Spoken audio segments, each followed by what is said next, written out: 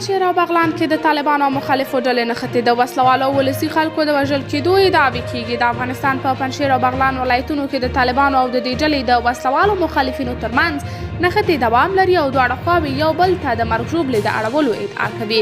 طالب مخالفې ډلې وایي له 4 ورځو راهیسې د یادو ولایتونو بېلابېلو سیمو کې طالبانو سره نښتې روانې دي، خو طالبان لا هم هلته د جګړې رپوټونه ردوي او وایي سیمه کې یوازې چاڼیز عملیات دوام لري. د طالبانو ویان ذبیح الله مجاهد سټیشن بي بي سي ته وویل چې د عملیات وروسته له هغه پیل شوي چې له اختر مخکې د پنجشیر دره ولسوالۍ کې د طالبانو پر یو رینجر موټر برید وشو او وسلوالو ته یې مرګ ژوبله واوښته. خو د دوشنبې پر ورځ د پنجشیر لپاره د طالبانو والي ویان بي بي سي پښتو پاڼې سره خبرو کې تایید کړه چې د پنجشیر جګړه کې لږ تر لږه 6 طالبان وژل شوي دي.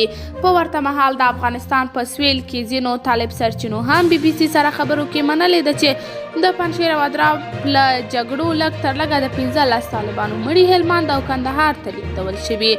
دغه سرچینې وایي په وژل شویو کسانو کې د طالبانو یو قمندان هم شامل دی.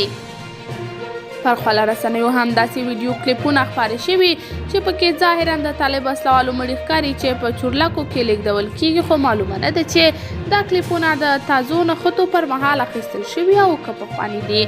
قدرمنو لیدونکو، تاسې د دې موضوع په هکله څه نظر لرئ؟ نظریات مو راسره کمنټ کې شریک، ویډیو لایک او چینل سبسکرایب کړئ.